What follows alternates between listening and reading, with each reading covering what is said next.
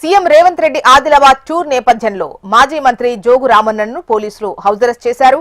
పెన్గంగా నదిపై నిర్మించిన చెనాకా కొరాట ప్రాజెక్టు ప్రారంభించడానికి సీఎం రేవంత్ రెడ్డి నైతిక హక్కు లేదని జోగు రామన్న మండిపడ్డారు. బీఆర్ఎస్ హయాంలో పూర్తి చేసి ట్రయల్ రన్ పూర్తి చేసిన చెనాకా కొరాట బ్యారేజ్ ను సీఎం ప్రారంభించడం కేవలం ఎన్నికల స్టంట్ లో భాగమని ఆరోపించారు. ఈ ప్రాజెక్టు ద్వారా ఎన్ని వేల ఎకరాలకు సాగునీరు అందిస్తారో చెప్పాలని డిమాండ్ చేశారు. ఈ నేపథ్యంలో Chanaka Korata project pump house ను ప్రారంభించడానికి వస్తున్న సీఎం రేవంత్ ను అడ్డుకుంటామని జోగు రామన్న ప్రకటించారు. ప్రాజెక్టు పనులు పూర్తి కాకుండానే నిర్వాసితులకు నష్టపరిహారం చెల్లించకుండానే హడావిడిగా సీఎం పర్యటనకు రావడం ఎన్నికల స్టంట్ అని ఆరోపించారు.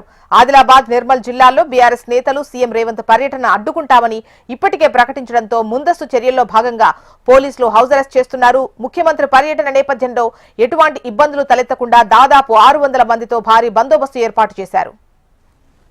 ముఖ్యమంత్రి రేవంత్ రెడ్డి గారిని సూటిగా ప్రశ్నిస్తున్నా, నీకు చెనాకా కోట బ్యారేజు స్విచ్ ఆన్ చేయటానికి నైతిక హక్కు లేదు.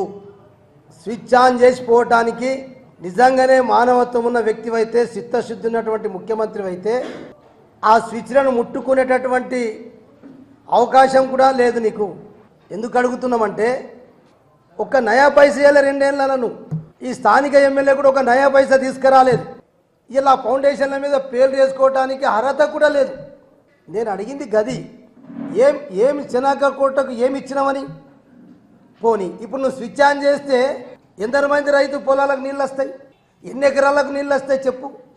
రేవంత్ రెడ్డి గారి ప్రభుత్వంలో ఉన్నటువంటి ఆఫీసర్ని అడుగుతున్నాం, ఇక్కడ ఉన్నటువంటి ఇరిగేషన్ శాఖ అధికారులను అడుగుతున్నాం.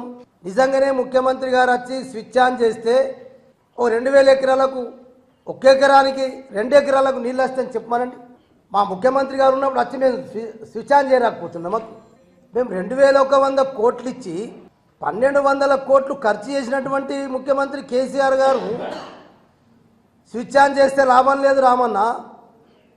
రైతుల పొలాలకు ఫీల్డ్ ఛానల్ మొత్తం చేసినాకనే అప్పుడు నేను వచ్చి స్విచ్ ఆన్ చేస్తున్నటువంటి కేసీఆర్ గారికి ఆలోచన ఎట్లుంది, నీ ఆలోచన ఎంత చిల్లరుందో రేవంత్ రెడ్డి గారు ఇప్పుడు అర్థమైంది.